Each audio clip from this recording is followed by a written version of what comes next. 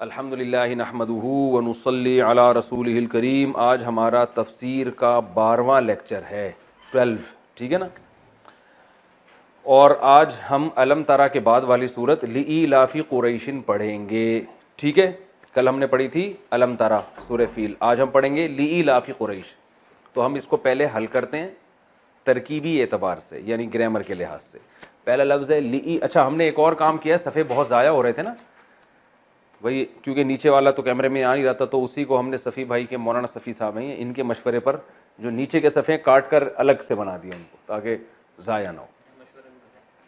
جی, لیکن ہمارے یہاں جو بھی مشورہ, اور پھر لوگوں کے کمنٹس بھی آ رہے تھے صفحات ضائع ہو رہے ہیں, تو یہ اچھا کہ انہوں نے وہ کیا کہ ضائع ہونے سے بچا لیا. تو ہم نے وہی صفحات کاٹ کے, جب یہ ہوں گے تو پھر آگے نئے صفحات پہ چلیں گے.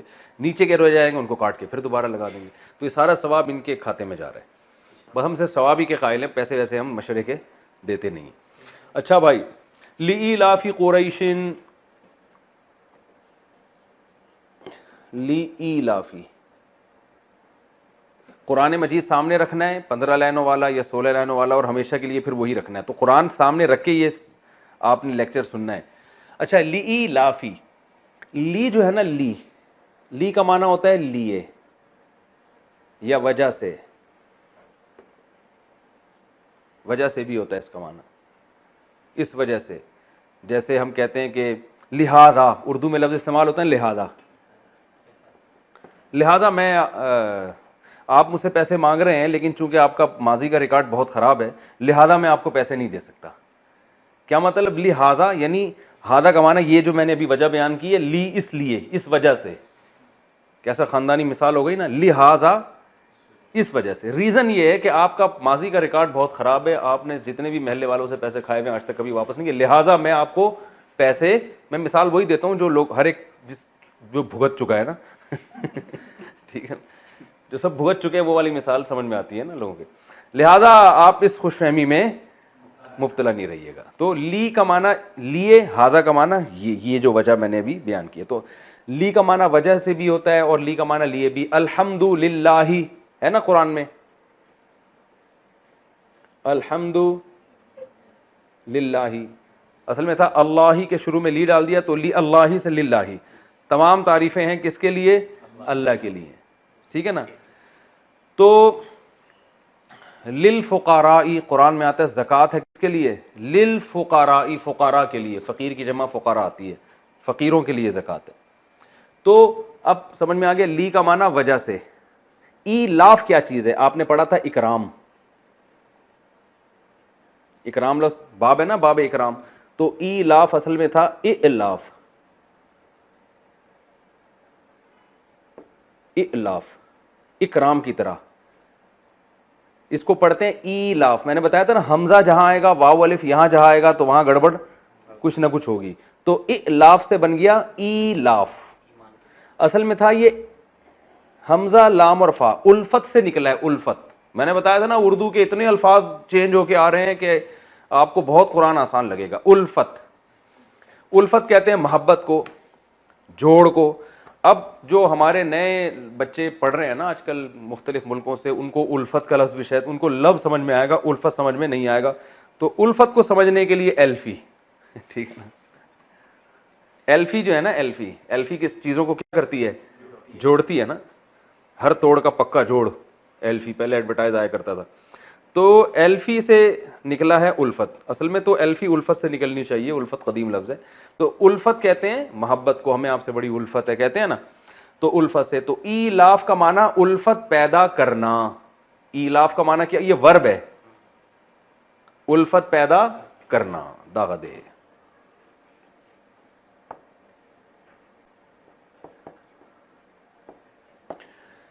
الفت کسے کہتے ہیں, دیکھیں ایک لفظ ہوتا ہے محبت, محبت تو لو کو کہتے ہیں, الفت محبت کو نہیں کہتے. آپ کو پتا ہے جب کوئی چیز سمجھنا ہو تو اپوزٹ سے سمجھا جاتا ہے. اس کی اپوزٹ کیا ہوتی ہے, تو اپوزٹ ہے وحشت. جب آپ کسی کو دیکھ کے آپ کو ایک وحشت ہوتی ہے نا, جیسے آپ جنگل میں گئے, شیر کو دیکھا, آپ کو وحشت ہوئی, ٹھیک ہے نا. یا آپ تنہا ہیں جنگل میں, آپ نے اپنے جیسے کسی انسان کو دیکھا تو آپ کا دل اس کی طرف مائل ہوا. تو وحشت کی اپوزٹ انسیت بھی آتی ہے اور الفت بھی, جس سے انسان کا دل جس کی طرف مائل ہوتا ہے. تو انسیت بھی کہتے ہیں اور الفت بھی. تو اللہ فرماتے ہیں لِإِيلَافِ قُرَيْشٍ، جیسے میں نے بتایا تھا غلام سے غلام زیدن، غلام زیدن کا معنی زید کا غلام، تو ایلافی قریشن قریش کو مانوس کرنا. ایلاف کا معنی کیا آتا ہے؟ الفت پیدا کرنا، قریش کے دل میں الفت پیدا کرنا، یعنی قریش کو مانوس کرنا کسی چیز سے. تو اللہ فرماتے ہیں قریش کو مانوس کرنے کی وجہ سے. یہ ترجمہ سمجھ میں آ گیا؟ قریش کو، ایلاف کا معنی الفت پیدا کرنا. الفت کسے کہتے ہیں؟ انسیت کو، یعنی مانوس کر دینا کسی کو کسی چیز سے، وحشت ختم کر دینا. یعنی اللہ فرماتے ہیں قریش کو کے دل میں جو وحشت تھی وہ ہم نے کیا کر دی؟ ختم. کس سے کر دی؟ وہ آگے آ رہا ہے. قریش کو مانوس کرنے کی وجہ سے، یہ اس کا لفظی ترجمہ ہوگا.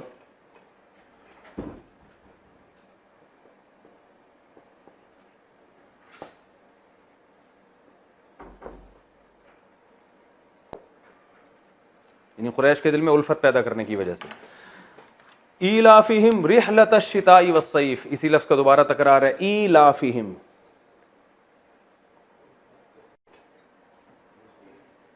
ایلافہم کیا تھا؟ وہی ایلاف، مانوس کرنا. ایلافہم، ہم کا معنی ہم، وہ سب لوگ، ان سب، یعنی مراد اس سے قریش ہے، ان سب کو مانوس کرنے کی وجہ سے، وہی اسی پر ہو رہا ہے. ایلافہم رحلۃ الشتاء، رحلہ کہتے ہیں سفر کو، ٹھیک ہے نا. رحلہ کسے کہتے ہیں؟ اردو میں اس سے ملتا جلتا کوئی لفظ استعمال ہوتا ہے؟ نہیں، مرحلہ بھی اسی سے ملتا جلتا ہے، لیکن وہ لوگوں کی سمجھ میں نہیں آئے گا. رحلہ بہرحال کسے کہتے ہیں؟ سفر کو، یعنی کوچ کرنا، اپنے علاقے سے موو کرنا. ہاں، بڑا زبردست خاندانی لفظ. وہ حضرت دامت برکاتہم رحلت فرما گئے ہیں، کہتے ہیں نا رحلت فرما گئے، کوچ کر گئے. اگر دامت برکاتہم نہ ہوتے میں کہتا پتلی گلی سے نکل گئے، لیکن شروع میں ہم نے دامت برکاتہم کہہ دیا، پھر ہم پتلی گلی بھی استعمال کریں، پھر یہ دامت برکاتہم کہنے کے خلاف ہے. تو کوئی اور ہے کہ وہ کچھ اگر ہم دامت برکاتہم نہیں کہتے، پھر رحلت فرمانے کا جیسا مہذب لفظ نہیں ہم استعمال کرتے، پھر کہتے مر گئے، ٹھیک ہے نا. تو رحلت بھی اور پتلی گلی جمع نہیں ہو سکتی. بہرحال ہم کہتے ہیں رحلت فرما گئے ہیں، یعنی کوچ کر گئے ہیں، ٹھیک ہے نا. اردو میں استعمال ہوتا ہے رحلت فرما گئے ہیں. تو اللہ فرماتے ہیں رحلت الشتاء، شتاء کہتے ہیں سردیوں کو، اور سیف کہتے ہیں گرمیوں کو. گرمیوں کے سیزن کو عربی میں سیف، صیف، اور سردیوں کو شتاء. اب دیکھیں اللہ فرماتے ہیں ان کو مانوس کرنا کس چیز سے؟ رحلت الشتاء، سردیوں کے سفر سے بھی اور گرمیوں کے سفر سے بھی. واو کا معنی اور. تو پوری آیت کا ترجمہ کیا ہوا؟ لِإِيلَافِ قُرَيْشٍ، قریش کو مانوس کرنے کی وجہ سے. یہ جملہ انکمپلیٹ ہے، آگے پھر اسی کو دہرا رہے ہیں کہ ان کو مانوس کرنے کی وجہ سے. کس چیز سے مانوس کرنا؟ سردیوں کے اور گرمیوں کے سفر سے. تو اس وجہ سے کرنا کیا چاہیے؟ یہ آگے آ رہا ہے. یہ انکمپلیٹ جملہ ہے نا، کمپلیٹ جملہ نہیں ہے، آدھا جملہ پہلے ہے آدھا بعد میں. کہ لِإِيلَافِ قُرَيْشٍ، قریش کو مانوس کرنے کی وجہ سے. پھر اللہ نے مانوس کرنے کے لفظ کو دوبارہ بتایا کہ آؤ ہم تمہیں بتاتے ہیں کس چیز سے مانوس کیا ہم نے. ان کو سردیوں اور گرمیوں کے سفر سے ہم نے مانوس کیا. اس کی وجہ سے، اس کی وجہ سے کیا ہونا چاہیے؟ یہ ہونا چاہیے. آگے اللہ نے فرمایا فَلْيَعْبُدُوا،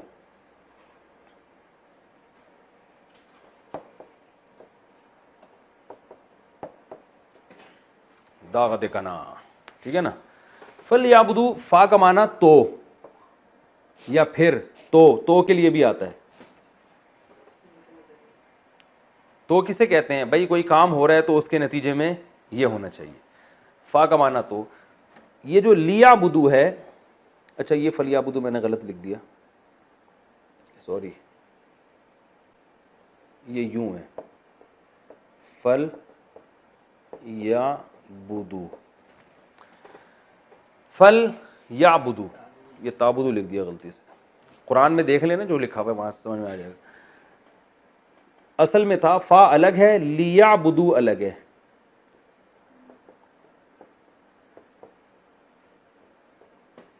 لیعبدو ینصرو کی طرح ہے یا نہیں ہے؟ ینصرو، ینصرانی، ینصرونا. تو رونا کے آخر میں نون غائب ہے. میں نے کہا تھا یہ نون کبھی آئے گا کبھی نہیں آئے گا. تو اور لی کا معنی کیا ہوتا ہے؟ شڈ. لی یضرب اسے چاہیے کہ وہ مارے. تو لیعبدو انہیں چاہیے کہ وہ عبادت کریں, وہ ان سب مردوں کو. لیعبدو, لیعبد, لیعبدا, لیعبدو ان سب کے لیے استعمال ہوگا. اب جو ہے نا جب فالی اصل میں تھا فالی یعبدو تو ملا کے اس کو پڑھا جاتا ہے فل یعبدو. اب فالی یا کون ایسے وہ کرے گا نا تو اس کو پڑھا کیا جاتا ہے فلی یعبدو کا ان شارٹ کیوں پڑھا جاتا ہے فل یعبدو. تو اصل میں یہ اسٹرکچر ہے لیعبدو انہیں چاہیے کہ وہ عبادت کریں. تو فل یعبدو. اچھا اگلا پیج, ان کو پھاڑ کے پھر اور پرچیاں بنا لیں, کیا خیال ہے؟ تو آخر میں سگریٹ کی پرچیاں بن جائیں گی پھر وہ. تو پان گٹکے والوں کو دے دیے گا بھائی یہ ضائع ہونے سے بچاؤ, اسی میں پان لپیٹ کے دے دیا کرو. مبارک پیجز ہیں تفسیر کے بچے ہوئے ہیں, لیکن پھر پان میں استعمال نہیں ہونے چاہیے. فَلْيَعْبُدُوا رَبَّ هَذَا الْبَيْتِ,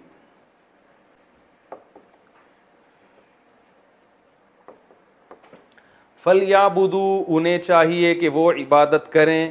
کس کی؟ ربا, رب کی. هَذَا الْبَيْتِ اس گھر کی. اللہ اشارہ کر کے کہہ رہے ہیں یہ جو خانہ کعبہ ہے نا اس گھر کی انہیں چاہیے. کس کو؟ قریش کو چاہیے کہ وہ کیا کریں؟ عبادت کریں. سوری اس گھر کی نہیں, اس گھر کے رب کی قریش کو چاہیے کہ وہ عبادت کریں. الذی, وہ لفظ آ گیا نا جو میں نے بتایا تھا, وہ جو کہ یعنی ایسا رب جو کہ, وہ والا رب جو کہ اطعمہم, مزہ نہ آئے پیسے واپس. اطعما اکرما کی طرح, اکرما اکرام کیا اس نے, اور مصدر کیا آتا ہے؟ اکرام. تو اطعما کھلایا اس نے, مصدر کیا آتا ہے؟ اطعام. اردو میں قیام و طعام کا انتظام نہیں لکھا ہوتا ہوٹلوں پہ جب آپ موٹر وے پہ جا رہے ہوتے ہیں, قیام و طعام 5 کلومیٹر لکھا ہوتا ہے نا, قیام و طعام چمچے کانٹے بنے ہوئے ہوتے ہیں اس میں. تو یہ طعام سے الذی وہ رب اطعما اس نے کھلایا ہم ان قریشیوں کو. اطعمہم من کا معنی سے جوع, بھوک کو کہتے ہیں. جو کسے کہتے ہیں؟ یہ لفظ اردو میں استعمال نہیں ہوتا. اطعمہم من جوع وآمنہم, واو کا معنی اور آمنا. آمنا پہلے میں الگ الگ لکھتا ہوں. آمنا اصل میں کیا تھا؟ امنا, اکرما کی طرح نا. اس کا معنی ہوتا ہے امن میں دے دینا. امن سے نکلا ہے اردو میں, امن کمیٹی دیکھی ہے نا آپ نے, اب وہ پتہ نہیں کہاں سے نکلی ہے امن کمیٹی, لیکن امن کمیٹی کا مطلب جو امن دینے والی, مطلب یہ ہے, باقی دے نہ دے اس کی مرضی ہے. تو امنا امن دینے والا, یعنی یہ اکرما کی طرح ہے. مصدر کیا آتا ہے؟ ایمان, جو پڑھا جاتا ہے ایمان. تو ایمان کا اصل معنی کیا ہے؟ امن دینا. تو آمنہم اسی کے آخر میں ہم لگا دیں. آمنا اکرما کی طرح, اکرما کی طرح. تو کیا مطلب؟ جس نے بھوک سے کھلایا, اور آمنہم اور امن دیا, ہم ان قریشیوں کو, من خوف. آئے ہائے ہائے ہائے یار, یہ یہاں لکھ دوں من خوف. خوف اردو میں بھی خوف کو کہتے ہیں. خوف زدہ کیوں کر رہے ہو بھائی ہمیں؟ آسان ہے ترجمہ ہے. لِإِيلَافِ قُرَيْشٍ قریش کو مانوس کرنے کی وجہ سے. آدھا جملہ ہے, آدھا دوبارہ آ رہا ہے, دوبارہ اللہ دوبارہ اس کو تکرار کر رہے ہیں. یعنی قریش کو مانوس کرنے کی وجہ سے, سردیوں اور گرمیوں کے سفر سے. اس وجہ سے ان کو کیا کرنا چاہیے؟ پس, فا کا معنی پس یا تو لیعبدوا ان قریشیوں کو چاہیے کہ وہ عبادت کریں رب ھذا البیت اس گھر کے رب کی. بیت گھر کو کہتے ہیں. بیت کسے کہتے ہیں؟ بیت اللہ ہے نا, اللہ کا گھر. بیت السلام یہ لکھے ہوئے ہوتے ہیں نا. بیت الخلا, تنہائی کا خلا, تنہائی کو کہتے ہیں, تنہائی کا گھر.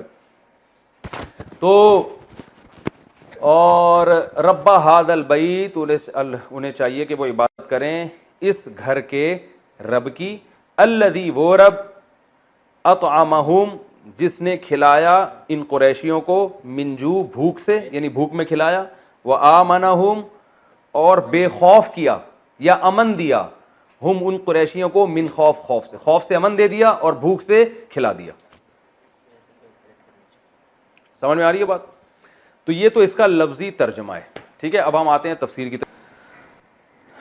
تو اب ہم انشاءاللہ اس کی تفسیر پڑھتے ہیں. لإیلاف قریش ایلافہم رحلۃ الشتاء والصیف. آپ نے پوری گرامر کے لحاظ سے تو اس کو حل کر لیا ہوگا, ترجمہ بھی سمجھ لیا ہوگا. اصل میں یہ ابتدائی آیات ہیں جب قرآن کا نزول شروع ہوا تھا. مکہ میں رسول اللہ صلی اللہ علیہ وسلم نے جب اپنی دعوت کا آغاز کیا تو اللہ تعالیٰ نے عربوں کو بتایا کہ دیکھو تم جو اس گھر کے رکھوالے ہو, اس کی وجہ سے دنیا میں تمہاری کتنی عزت ہوتی ہے. آپ کو پتہ ہے مکہ کی سرزمین ایک ایسی سرزمین تھی بواد غیر ذی زرع, جس میں زراعت بھی نہیں تھی, کچھ بھی نہیں تھا, خشک, اور ایک بس زمزم کا پانی تھا وہاں پہ. دور دراز کنویں ہوا کرتے تھے. تو ابراہیم علیہ السلام نے اللہ کے حکم پہ اس جگہ کو آ کے آباد کیا. ورنہ آج بھی آپ جب جاتے ہیں نا جہاز سے, تو آپ کو پتہ ہے مکہ آنے سے پہلے جہاز میں آپ کو بہت لمبے لمبے صحرا نظر آتے ہیں اور ریگستان ہے اور کچھ بھی نہیں ہے, یعنی وہ جگہ رہنے کے لائق ہے نہیں. وہ تو اب پیٹرول دریافت ہو گیا تو لوگ وہاں رہ رہے ہیں. تو اب ان عربوں کو کیا تھا کہ بھائی یہ معیشت کیسے چلے, ان کی تجارت کیسے ہو. تو معیشت کے لیے اللہ نے کیا کیا, ان کے لیے سفر کو آسان بنا دیا. کیسے آسان بنایا وہ میں بھی بتاتا ہوں. تو وہ لوگ یمن میں جایا کرتے تھے. یمن بہت خوبصورت جگہ ہے. یمن میں جو ہے وہ پیداوار بھی بہت ہے, لیکن یمن ہے گرم ملک اور شام ہے ٹھنڈا. شام تو ایسا ہے, میں تو ترکی گیا ہوں نا, تو وہیں کے قریب شام ہے. تو ترکی کے وہ ایریاز جو شام کے بارڈر کے بالکل قریب ہیں, تو ہم وہاں بھی گئے تھے. تو کیا عجیب شام سے جو ہوائیں آتی ہیں, وہاں ہمیں اندازہ ہوا کہ کس قدر جو اللہ نے قرآن میں تعریف بھی کی ہے نا شام کی, ارض مقدس قرار دی اللہ نے اس کو, برکت والی زمین قرار دی ہے. تو وہاں کا زیتون اور وہاں کی ہوائیں, اور وہاں بہت نظر آتا ہے کہ اللہ کی برکتیں. تو پیداوار بہت ہے, موسم بہت اچھا ہے, ہوا بہت صاف ہے. تو عرب کیا سفر کرتے تھے سال میں. سردیوں میں سفر کرتے وہ یمن کا, کیونکہ یمن گرم ملک ہے تو سردیوں میں تھوڑا سا نسبتاً موسم بہتر ہوتا تھا. اور گرمیوں میں سفر کرتے تھے شام کا. شام ٹھنڈا ملک ہے تو گرمیوں میں اس کا موسم معتدل ہوتا تھا. تو یہ دو قافلے ان کے جایا کرتے تھے. اب آپ کو پتہ ہے کہ اس زمانے میں راستے بڑے خطرناک ہوتے تھے, ڈاکو اور یہ سب چیزیں, اتنی سیکیورٹی کا انتظام تو نہیں ہوتا تھا. تو ان کی تجارت اسی سے چلتی تھی. جو زیادہ تجارت کرتے وہ مالدار تھے. حضرت عثمان جیسے مالدار تھے, عبد الرحمن ابن عوف جیسے مالدار تھے. تو عرب کے جو مشرکین ہیں یہ دو سفر کیا کرتے تھے, جس سے ان کی تجارت بھی پھلتی تھی اور یہ پھر مکہ میں جینے کے قابل بھی ہوتے تھے.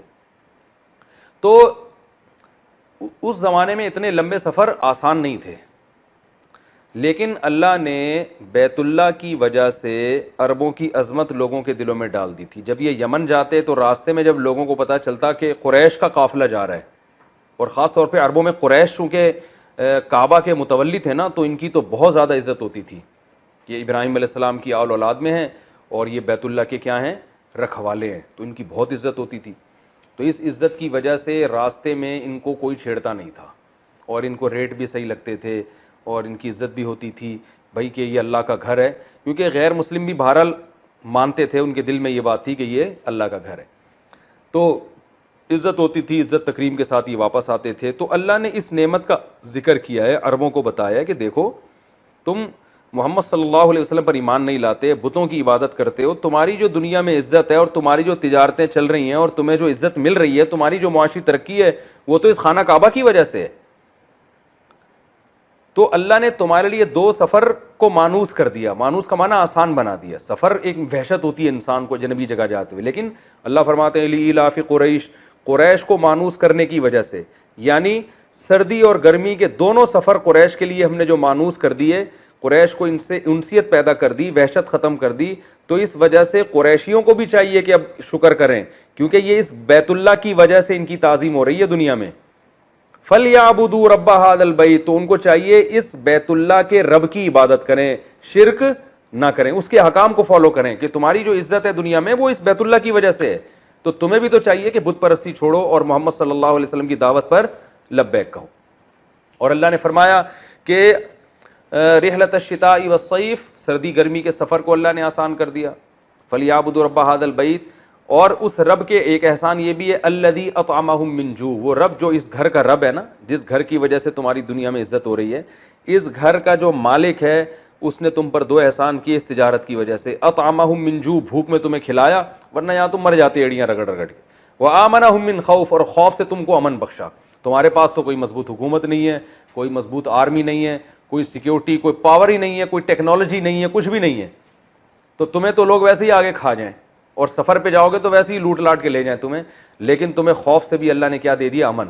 ساری دنیا میں لڑائیاں پھڈے ہو رہے ہیں اور تم یہاں حرم میں آرام سے بیٹھے ہوئے، کیونکہ باہر سے بھی لوگ آتے تھے نا، حرم کا احترام کرتے تھے، بھائی یہاں جھگڑا نہیں کرنا. تو اللہ فرماتے ہیں یہ دو نعمتیں تمہیں مفت میں مل گئی ہیں، تجارتی ترقی بھی ہو رہی ہے تمہاری اور امن بھی یہاں اللہ نے قائم کر دیا. تو اس کے شکر کا تقاضا یہ ہے کہ فَلْيَعْبُدُوا، تمہیں چاہیے کہ تم عبادت کرو رب ھذا البیت، اس گھر کے مالک کی. تو یہ اس صورت کا اصل خلاصہ ہے. اب اس میں علمی نقطے کیا نکلتے ہیں، اسباق کیا ملتے ہیں؟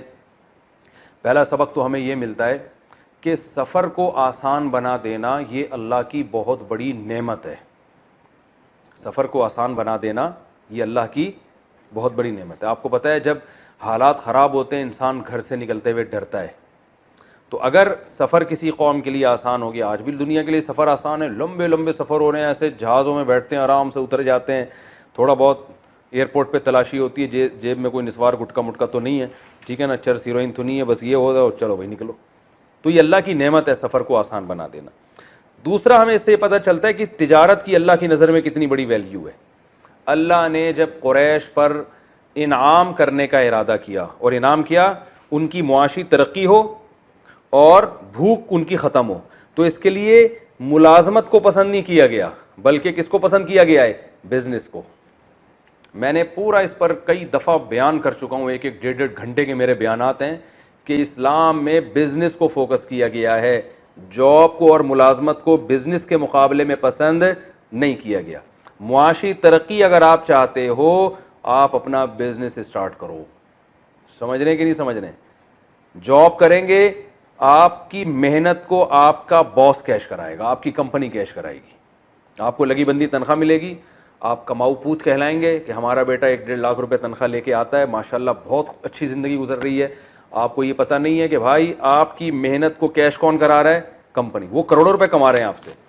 تو جب تک کوئی بڑا ہدف سامنے نہ ہو، کسی کا کوئی ویژن ہو، اس ویژن کا حصہ بننے کے لیے آپ جاب کرتے ہیں پھر تو ٹھیک ہے. جیسے دینی مدارس ایک ان کا ویژن ہے دین کو دنیا میں غالب کرنا، تو وہاں جو اساتذہ ملازمت کر رہے ہیں وہ تو اس بڑے ویژن کی تکمیل کے لیے ملازمت کر رہے ہیں، وہ ٹھیک ہے. آرمی میں جو لوگ جاب کرتے ہیں، ملک کا ڈیفنس ایک بہت بڑا ویژن ہے، تو وہاں جاب کرنا اس لیے اچھے کام ہے کہ بھائی وہ ایک ڈیفنس کا یعنی ایک ویژن کا حصہ ہے، کیونکہ وہاں اس طرح جاب کیے بغیر پھر وہ سیٹ اپ چل نہیں سکتا. لیکن نارملی یا ٹیچر کی جو جاب ہے وہ بھی ایک اچھی ہے، اس لیے کہ تعلیم کو فروغ دینا ایک اچھا ویژن ہے. تو اس ویژن کے لیے ضروری ہے کہ جو ہے یعنی ٹیچر بھی ہونے چاہیے. لیکن ایک نارملی ایک عام حالات میں ایک کمپنی کا کوئی ویژن نہ ہو، اس کا مقصد ہے اپنا پیٹ بھرنا. یہ جو بڑی بڑی کمپنیاں ہیں ان کا کوئی انسانیت کی خدمت مقصد تھوڑی ہوتا ہے، ان کا مقصد کیا ہوتا ہے؟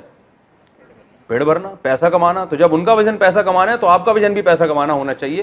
ہاں پیسے کمانے سے مقصد آپ کا اچھا ہو، صرف پیٹ بھرائے پیٹ نہ ہو. تو اس میں آپ نے کیا کرنا ہے؟ جاب پر بزنس کو ترجیح دینی ہے. قرآن میں اس کی بہت ساری مثالیں ملتی ہیں. قرآن جہاں بھی اللہ کے فضل کی بات کرتا ہے تو بزنس کی بات کرتا ہے. اللہ فرماتے ہیں سمندر کو مسخر کیا تاکہ تم اللہ کی روزی تلاش کرو. تو صحابہ بزنس کرتے تھے، سمندر کے سفر میں مال لے کے جاتے تھے، مال لے کے آتے تھے. اللہ نے قرآن میں کیا فرمایا صحابہ کو کہ تم جب تہجد پڑھتے ہو تو ساری رات پڑھنا مشکل ہے تمہارے لیے، کیونکہ دن میں تم نے جہاد بھی کرنا ہے، یضربون فی الارض مزاربت بھی کرنی ہے. تو مزاربت بھی بزنس ہے. تو کمانے کا جہاں قرآن میں تذکرہ آتا ہے بزنس بزنس، تجارت تجارت. چونکہ یہ میرا ابھی ٹاپک نہیں ہے، اس پر میں IBI یونیورسٹی میں طلبہ سے میں نے خطاب کیا تھا، ان کو میں نے بھی سمجھایا تھا کہ جو بزنس ہے نا اسلام میں اس کی کیا ویلیو. اور میں نے ان کو یہ بات بھی بتائی تھی کہ بزنس پڑھنے والا دنیا میں بزنس کے علاوہ ہر کام کر سکتا ہے. آئی بات سمجھ میں؟ جو بزنس پڑھتے ہیں نا باقاعدہ وہ دنیا میں بزنس کے علاوہ ہر کام. جو بزنس پڑھتے ہیں وہ کسی کمپنی میں جاب تو کر لیتے ہیں، مینیجر بن جائیں گے، لیکن خود بزنس نہیں چلا سکتے. تو بزنس چلانے کے لیے بزنس کو پڑھنا کی ضرورت نہیں ہے، بزنس کرنا ضروری ہے. میں نے ایسے کچرا چننے والے دیکھے ہیں کہ انہوں نے کچرے سے چیز اٹھا کے بیچنا شروع کی اور آج کروڑ پتی ہیں وہ. تو آپ کا دل میں دولت کی ہوس نہیں ہونی چاہیے، لیکن اس نیت سے کہ آپ عزت کے ساتھ زندگی گزاریں, مسلمان قوم ترقی کرے. آج دیکھو یہودیوں نے سارے بزنس پہ قبضہ کر لیا, ترقی کر لی انہوں نے, ہم کماؤ پوت بنے ہوئے ہیں, دفتروں میں جاتے ہیں صبح صبح ٹائی وائی صحیح کر کے, آج باس کی چاپلوسی الگ کرنی پڑتی ہے, ٹھیک ہے نا, اور وہ لگی بندی تنخواہ دے رہا ہوتا ہے, جب اس کا دل چاہتا ہے اٹھا کے کک آؤٹ, چلو بھائی پتلی گلی سے نکلو, پھر جا کے اس کے پاؤں پکڑ رہے ہوتے ہیں سر. تو انسان, اللہ چاہتے ہیں کہ انسان اللہ کا محتاج ہے, مجبوری میں ایک الگ بات ہے, لیکن ترجیح اس کو دینی چاہیے بزنس کو. تو اللہ نے فرمایا کہ اللہ نے قریشیوں پر احسان کیا کہ ان کو کیا کیا, ان کو بزنس میں 2 سفر ان کے لیے کیا کر دیے, آسان. تو دوسرا علمی نقطہ کیا پتہ چلتا ہے کہ بزنس بھوک ختم کرنے کا بہترین ذریعہ ہے, کیونکہ اللہ نے جب قریش کی غربت ختم کرنے کا ارادہ کیا تو بزنس کی طرف ان کو لگا دیا. تیسرا پتہ یہ چلتا ہے کہ بزنس میں سفر کی بڑی ویلیو ہے. آپ بیٹھے ہوئے ہیں اپنے محلے میں ایک گولے گنڈے کی دکان کھول کے اور سفر ہی نہیں کرتے کہیں, تو آپ کی نسلیں بھی گولا گنڈا ہی بیچتی رہیں گی. سفر سے انسان کا دماغ کیا ہوتا ہے, کھلتا ہے, اسے پتہ چلتا ہے گولے گنڈے کے علاوہ بھی دنیا میں بہت ساری چیزیں ہیں, ٹھیک ہے نا. تو میرے تو اب دنیا میں سفر ہوتے ہیں تو بڑے بڑے کروڑ پتی تاجروں سے ملتا ہوں, حالانکہ انگوٹھا چھاپ ہوتے آتا کچھ بھی نہیں ہے. وہ بزنس میں اتنا آگے کیوں نکل گئے, انہوں نے دنیا میں سفر کیا. انہوں نے کہا یار اپنے ڈڑبے سے باہر آؤ, دیکھو فلاں ملک میں کیا. ہمارے ایک دوست ہیں وہ سفر کرتے ہیں, وہ کہہ رہے ہیں میرے جہاز کا آدھا کرایہ تو ایسے ہی نکل جاتا ہے, مجھے تجربہ اتنا ہو گیا, میں بنگلہ دیش جاتا ہوں تو بنگلہ دیش جانے سے پہلے دیکھتا ہوں وہاں کیا پروڈکٹ زیادہ بکتی ہے, تو یہاں سے وہ اٹھا کے لے گیا, جتنی حکومت اجازت دیتی ہے, کسٹم والے اجازت دیتے ہیں, وہ اٹھا کے لے گئے وہاں پہ. تو وہاں جب لے گئے تو وہ کچھ بیچ دیا, وہاں سے جب واپس آ رہے ہیں تو دیکھا یہاں کیا مہنگا ہے اور وہاں سستا ہے, تو وہاں سے سستی چیز اٹھا کے بیگ میں اپنے ساتھ یہاں لیا, یہاں بیچ دی. کہہ رہے ہیں ایسے میں پلس مائنس کرتے رہتا ہوں, اور کسی کے کسٹم والے سے اچھے تعلقات ہوں ٹھیک ہے نا, تو پھر تو آپ کو پتہ ہے کہ وہ اچھے ہونے نہیں چاہیے, لیکن ایک مثال دے رہا ہوں میں, تو وہ تو پھر آپ کو پتہ ہے پیڑے کھا رہے ہوتے ہیں بیٹھ کے. تو سفر کا بھی اہمیت کا پتہ چلتا ہے کہ اللہ فرماتے ہیں یہ یمن کے کتنا دور ہے, یمن اور کتنا دور ہے شام سعودی عرب سے. اللہ فرماتے ہیں تم سفر کرتے ہو, لیکن کرتے تھے سفر تو اس سے ان کی تجارت میں ترقی ہوتی تھی, زیتون لاتے تھے وہاں سے, انجیر لاتے تھے, اور پتہ نہیں کیا کیا چیزیں لاتے تھے.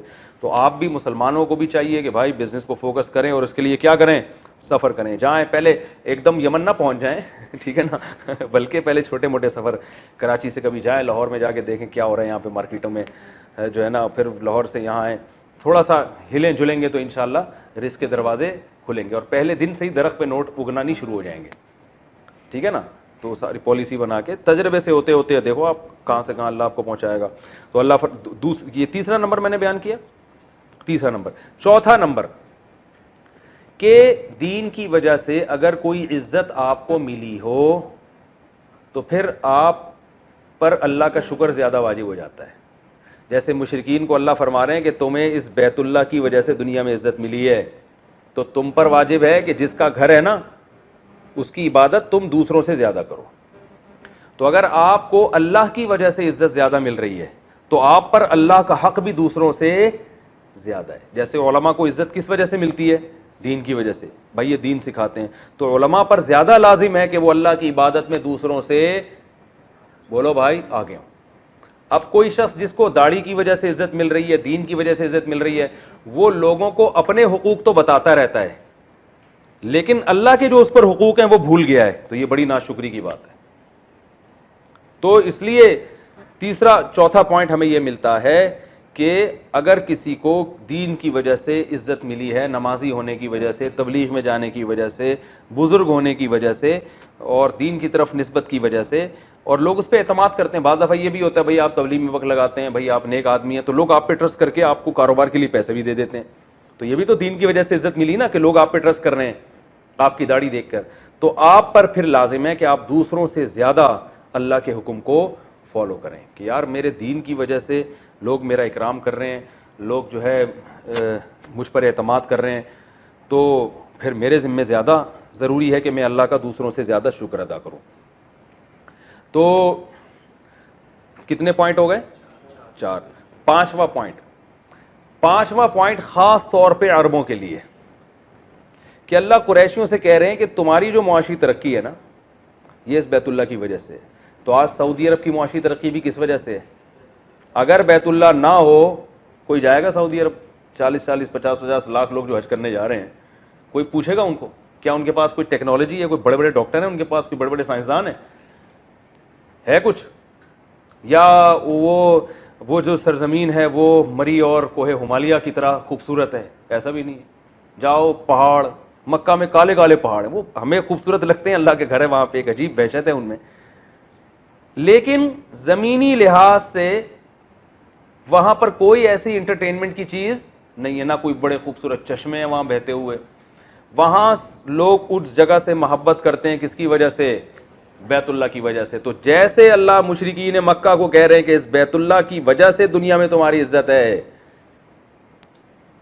تو تمہیں بھی چاہیے کہ کس کے حکام کو فالو کرو؟ اللہ کے. تو خاص طور پر اس آیت میں عربوں کو خطاب خاص طور پر ہے کہ تمہیں جو دنیا میں عزت ملی ہے، آج بھی سعودی عرب کی معاشی ترقی میں بیت اللہ کا سب سے بڑا کردار ہے.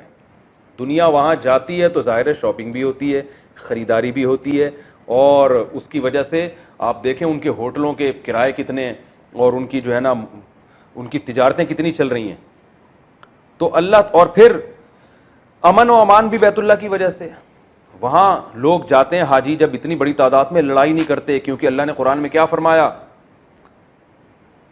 کہ فلا رفث ولا فسوق، کہ حج میں بھائی تم نے کوئی جھگڑا نہیں کرنا، کوئی پھڈے بازی نہیں کرنی. اتنا بڑا کراؤڈ ہوتا ہے مگر سب اپنی زبانوں پہ کنٹرول کرتے ہیں، بھائی یہاں کوئی پھڈے بازی نہیں ہوگی، بھائی یہاں کچھ نہیں ہوگا، امن کے ساتھ. تو اللہ نے ان کو بیت اللہ کی وجہ سے امن بھی دے دیا، اور اللہ نے ان کو بیت اللہ کی وجہ سے ان کی معاشی لحاظ سے ترقی بھی دے دی. تو ان پر بھی ان پر ہم سے بھی زیادہ اللہ کا شکر واجب ہے. ہم پر بھی واجب ہے لیکن ان پر ہم سے بھی زیادہ واجب ہے. ان کے ملک کو ترقی کی بہت بڑی وجہ بیت اللہ ہے. تو اللہ نے ان سے بھی خاص طور پر اس آیت میں گویا خطاب ہو رہا ہے کہ تم اگر شریعت کے حکام کو فالو نہیں کرو گے تو دوسری قوموں کی نسبت تم پر پہلے عذاب آئے گا. یہ کون سا نقطہ ہے؟ 5واں نقطہ ہو گیا. 6واں نقطہ کہ امن اور معاشی ترقی. پہلے تو میں نے ایک نقطہ بیان کیا تھا کہ معاشی ترقی میں سب سے بڑا کردار کس چیز کا ہے؟ تجارت کا. اب ایک نقطہ اس میں یہ بھی ہے کہ سفر بھی اللہ کی نعمت، وہ بھی میں نے بتایا. ایک نقطہ اس میں یہ بھی ہے کہ معاشی ترقی اور بے خوفی بذات خود اللہ کی ایک بہت بڑی نعمت ہے، لہذا اس کو بھی حاصل کرنے کی کوشش کرنی چاہیے. یہ خود ایک اللہ کی بہت بڑی نعمت ہے اگر کسی قوم کو مل جائے، کیونکہ اللہ اس کو بطور نعمت کے بیان کر رہے ہیں. تو جو نعمت ہوتی ہے اس کے حصول کی کوشش بھی کرنی چاہیے نا. تو اس میں ان دینداروں پہ بھی رد ہے جو مسلمانوں کی معاشی ترقی کے لیے کوشش، بولو بھائی، نہیں کرتے، اور کہتے ہیں بھائی دنیا مسافر خانہ ہے، 2 نوالے بھی مل گئے تو ٹھیک ہے. یقیناً مسافر خانہ ہے. ایک اللہ کی طرف سے آپ پہ اگر کوئی غربت آئی ہے تو صبر کرنا چاہیے، مسافر خانہ ہے. لیکن ایک غربت وہ ہوتی ہے جو آپ کی حماقتوں سے ہوتی ہے. آپ ہلتے ہی نہیں ہیں، جلتے ہی نہیں ہیں، پڑے ہوئے ہیں گھر میں، اور جب تانے کوسنے ملتے ہیں آپ کو کہ بھائی کچھ کرو، جا کے کچھ ترقی کرو، تو آپ کہتے ہیں دنیا کیا ہے؟ مسافر خانہ. ٹھیک ہے. تو اپنی سستی کہاں ڈال دیتے ہیں؟ مسافر خانے پر. تو مسافر خانے کا مطلب یہ ہے کہ آپ نے اپنی طرف سے ترقی کی کوشش کرنی ہے، کیونکہ نبی صلی اللہ علیہ وسلم نے فرمایا المؤمن القوی خیر من المؤمن الضعیف. بعض جو ہمارے بزرگوں کے قناعت کے واقعات آتے ہیں نا، تھوڑے میں قناعت کی ہے، وہ تھوڑے میں قناعت کر کے اپنی صلاحیتوں کو پھر کسی دوسرے اچھے ویژن پہ خرچ کر رہے ہوتے ہیں. مثال کے طور پر اللہ ان سے دین کا کوئی ایسا کام لے رہا ہوتا ہے، اتنا بڑا کام کہ اگر وہ اس کام کو چھوڑ کر تجارت کی طرف آئیں تو اہم کام ان سے چھوٹ جائے گا اور صرف معاشی ترقی ہاتھ میں آ جائے گی. ایسے موقع پہ پھر ایسے جو پرسنالٹی ہے، جو ایسی شخصیتیں ہیں کہ جن سے کوئی بہت بڑا کام لیا جا رہا ہو، ان کو پھر یہ کہا جائے گا کہ بھائی آپ تھوڑے پہ گزارا کریں کیونکہ آپ ایک بہت بڑے ویژن کا حصہ ہیں. لیکن نارملی کچھ کرنا دھرنا ہے ہی نہیں ہے، بھائی پڑے ہوئے ہیں گھر میں سارا دن، اور جب کہا جاتا ہے کہ کچھ کماؤ، کچھ کرو، جا کے کچھ پڑھو، کچھ ترقی کرو، تو جواب میں کہتے ہیں دنیا مسافر خانہ ہے، ایک دن مرنا ہے، 2 نوالے جو مقدر کے ہوں گے وہ تو مل کے رہیں گے. تو یہ قناعت نہیں ہے، یہ کیا ہے؟ اٹ از کالڈ سستی. پیسو وائز ہے نا، اس کو کیا کہا جاتا ہے؟ سستی. تو یہ نہیں ہے. ہاں جو ہمارے اکابر کے قناعت کے واقعات ہیں، تھوڑی تنخواہوں میں گزارا کیا، اور وجہ اور ان کو کاروبار کی طرف اس لیے نہیں گئے کہ وہ کہتے تھے ہمارا وقت ایسا ہے کہ اگر ہم یہ دین کا کام چھوڑ کر اس طرف گئے تو پیسہ تو کما لیں گے مگر یہ اہم کام ہم سے رہ جائے گا. اسی وجہ سے رسول اللہ صلی اللہ علیہ وسلم نے نبوت سے پہلے تجارت کی، مگر آپ نے نبوت کے بعد تجارت نہیں کی ہے. لیکن یہ ہر ایک کے لیے نہیں ہے، وجہ اس کی یہ تھی کہ نبی کا جو مشن تھا وہ اتنا اس میں آپ مصروف تھے کہ آپ کے پاس تجارت کا وقت نہیں تھا. تو اللہ نے پھر آپ سے وعدہ کیا کہ اللہ نے آپ کا رزق اپنے ذمے لے لیا ہے, جو آپ کی ذمہ داری ہے آپ اپنے آپ کو اس میں کھپا دیں. پھر نبی نے فرمایا جعل رزقی تحت ظل رمحی, اللہ نے میری رزق جہاد میں رکھ دی ہے, مال غنیمت سے جو آئے گا بس میں اس پہ گزارا کروں گا. تو آپ صلی اللہ علیہ وسلم کو کبھی کوئی ہدیہ دے دیا کرتا تھا, اس پہ گزارا ہوتا تھا, مال غنیمت سے جو آ جاتا اس پہ گزارا ہوتا, کچھ بھی نہیں ہوتا تو آپ بھوکے رہتے. آپ فرماتے کوئی بات نہیں, کچھ بھی نہیں ہے. آپ کی بیویوں نے کہا کہ ہمیں بھی چاہیے مال, تو آپ نے فرمایا کہ بھائی اسی طرح غربت میں رہنا ہے تو رہو, ورنہ میں تمہیں فارغ کر دیتا ہوں, کسی اور سے نکاح کرو. وجہ کیا ہے کہ ایک بڑا مشن ہے. تو یا تو آپ ایسے مشن میں ہو نا کہ مشن امپاسبل میں آپ جو ہے نا بہت بڑے مشن میں ہو اور آپ کے پاس کمانے کا ٹائم نہیں ہے, اور آپ کی بیویوں میں بھی اتنا توکل ہے کہ جب گھر میں فاقے آئیں گے تو وہ بھی کہیں گے کوئی بات نہیں, آپ اتنے بڑے کام میں مشغول ہیں تو کوئی کھانے وانے کی فکر چھوڑیں, بھوکے رہ لیں گے ہم. تو ظاہر ہے ایسے بیویاں بھی مارکیٹ سے شارٹ ہیں, اولادیں بھی, اور خود بھی آپ ایسے ہیں نہیں, اتنا کون لگا ہوتا ہے. ہاں ہم نے بڑے بڑے علماء دیکھے ہیں جو کر رہے ہوتے ہیں گزارا, لیکن نارملی جو شریعت کا حکم ہے وہ وہی ہے جو میں نے بیان کیا کہ معاشی ترقی اللہ کی ایک نعمت ہے, تو عام آدمی کو اس ترقی کی کوشش کرنی چاہیے. ہاں علماء کا جو طبقہ ہے جن سے اللہ بہت زیادہ کام لے رہا ہے, تو وہ مخصوص طبقہ اگر اپنے آپ کو وقف کر دیتا ہے دین کے لیے, یا وہ تجارت اس طرح سے کرتا ہے کہ اس دینی کاموں میں فرق نہ پڑے, پھر ٹھیک ہے. اگر اس کام میں فرق پڑ رہا ہے تو پھر ایسے بڑے علماء کو پھر ایسے کام نہیں کرنے چاہیے جس سے دین کا کام چھوٹ جائے ان سے, کیونکہ تجارت کرنے والے بہت ہیں, وہ کام کرنے والے مارکیٹ سے شارٹ ہیں. لیکن عام آدمی کی ذمہ داری ہے مسلمان کی وہ معاشی ترقی کرے, کیونکہ جب وہ ترقی کرے گا تو پھر دینی مدارس بھی آباد ہوں گے, کیونکہ علماء جو کام کرتے ہیں ان کو وسائل تو پھر عوام سے ہی ملتے ہیں نا.